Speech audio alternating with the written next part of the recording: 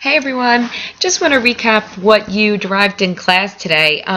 Really proud of you guys as you kind of have this derivation thing. So you can do this on your own. You don't need me, which is very exciting because I think then it's more than just physics. You know, you kind of have these skills for anything you want to do in any science or math class in the future. So what we had was a velocity versus time graph, right? And so let's imagine that we have this velocity versus time graph set up here, and you notice a few things. So we have our velocity versus time graph. We know that the y-intercept of the velocity versus time graph is equal to the initial velocity. So in this case, the initial velocity is -5 meters per second.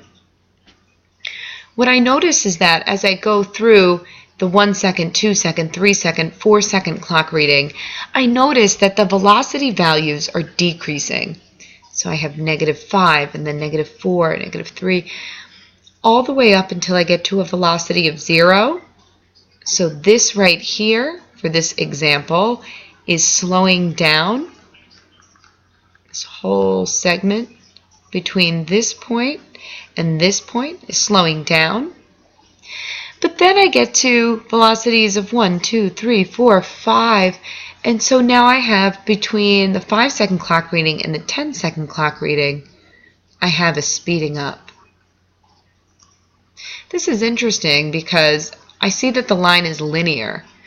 So because this line for this example is linear, I know that it has a constant slope. So it's interesting that you can have a constant slope here, but two different types of motion, and then we'll talk about this in a minute. Okay, if this line is linear, I know it has a constant slope, and I know that it can be modeled as y equals mx plus b. But let's define all of these values. Okay, so our y value is going to be velocity, and I'm going to use the symbol v for this. Our x value is going to be time, and I'm going to use the symbol lowercase t for this. Now when we go to define our slope, m here, slope is always change in y divided by change in x. And if we have a velocity versus time graph, our y value is velocity, our x value is time. And wait a minute, I know him. Delta v over delta t, this is equal to acceleration. It's kind of a big deal that acceleration is the slope of the velocity versus time graph. And the symbol for acceleration will just be a. Alright, last thing I'd like to do here is let's define b. We already have here the y-intercept in general is going to be the initial velocity of the object. So let's go on back here to our y equals mx plus b equation. Our y is going to be velocity. Our slope is just the acceleration. Our x values are time. And our b values are going to be initial velocity.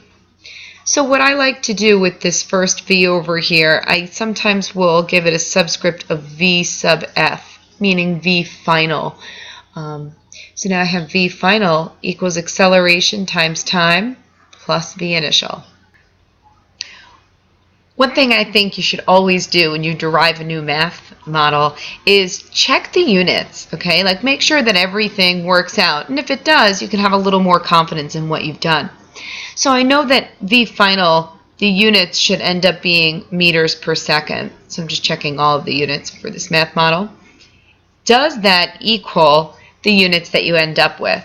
Acceleration is meters per second squared. Time will be seconds. And v initial will be in meters per second. If I have meter per second squared times seconds, the seconds cancel and the squared value cancels. Meter per second plus a meter per second, the units would give me meters per second. So my units check out here. I hope that you found the derivation helpful for you, and I look forward to using this math model with you in class. I hope you have a great day.